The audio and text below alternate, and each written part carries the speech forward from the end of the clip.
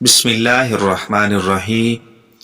حدیث نمبر 1، آپ صلی اللہ علیہ وسلم نے فرمایا، اس مہینے کے روزے اللہ تعالیٰ نے تم پر فرض فرمائے ہیں اور میں نے اس کے قیام یعنی تراویح کو تمہارے لیے سنت قرار دیا ہے۔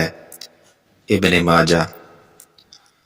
حدیث نمبر 2، رسول اللہ صلی اللہ علیہ وسلم نے فرمایا، جس نے رمضان میں ایمان کے ساتھ ثواب کی نیت سے تراویح پڑھی تو اس کے گزشتہ گناہ معاف کر دیے جائیں گے۔ مسلم۔ حدیث نمبر 3، حضرت عائشہ رضی اللہ تعالی عنہا سے روایت ہے کہ ایک رات حضور نبی اکرم صلی اللہ علیہ وسلم نے مسجد میں نماز پڑھی تو لوگوں نے بھی آپ کے ساتھ نماز پڑھی۔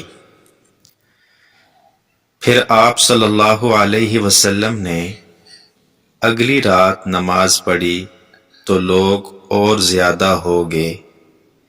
پھر تیسری یا چوتھی رات بھی لوگ اکٹھے ہوئے، لیکن رسول اللہ صلی اللہ علیہ وسلم ان کی طرف تشریف نہ لائے۔ جب صبح ہوئی تو فرمایا، جو تم نے کیا میں نے دیکھا، لیکن مجھے تمہارے پاس آنے سے صرف یہ خوف مانے تھا کہ کہیں تم پر یہ نماز تراویح فرض نہ ہو جائے۔ یہ رمضان المبارک کا واقعہ ہے۔ یہ حدیث متفق علیہ ہے، یعنی بخاری اور مسلم دونوں کتابوں میں موجود ہے۔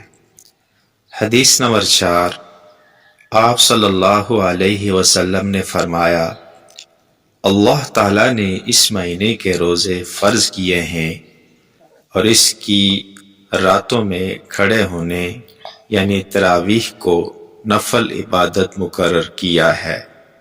صحیح ابن خزیمہ۔ اللہ تبارک و تعالیٰ سے دعا ہے کہ اللہ تعالیٰ ہمیں عمل کرنے، یاد رکھنے کی توفیق نصیب فرمائے۔